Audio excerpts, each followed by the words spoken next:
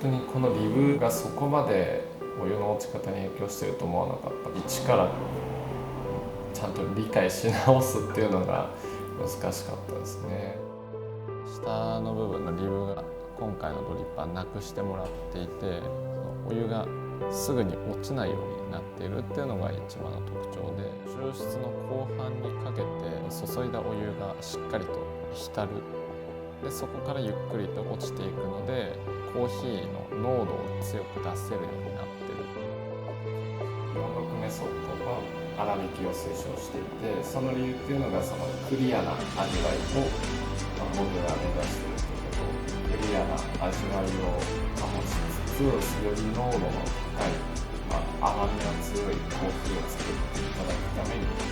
粗挽きのものを推奨しています。世界大会で、公にした、僕独自の抽出方法なんですけど、使用するお湯の量を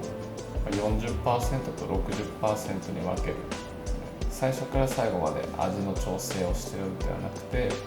最初の 40% で味の調整をして、残りの 60% の何回に分けて注ぐかで濃度を調整するっていうのがこの46メソッドの考え方ですね。基本的にずっと注ぐっていうことをしないです。注いでは止め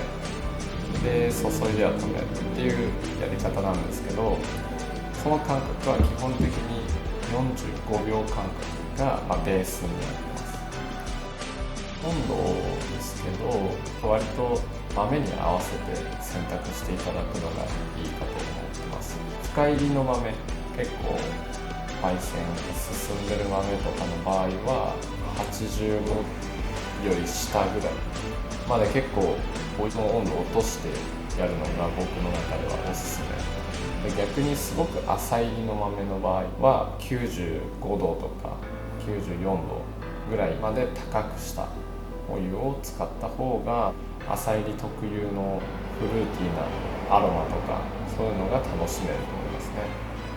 で、真ん中の普通の中入りぐらいっていうものは90度切ったぐらいのものを87、8度ぐらいっていうのを使っていただくとバランスいいのかなと思います。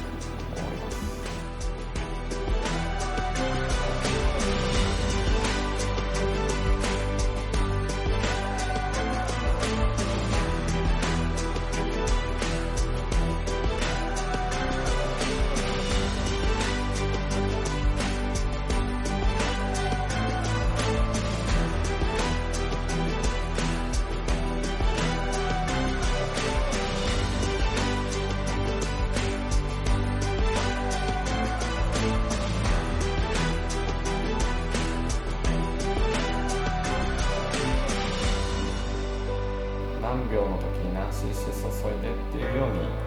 ある程度ガイドとしては出してますけど、で皆さんが自由に使い方を発見していくっていうのが、楽しいのかなと思います。だから僕の入れ方が正しいって思われがちなんですけど、全くそんなことなくて、このドリッパーの特徴を使って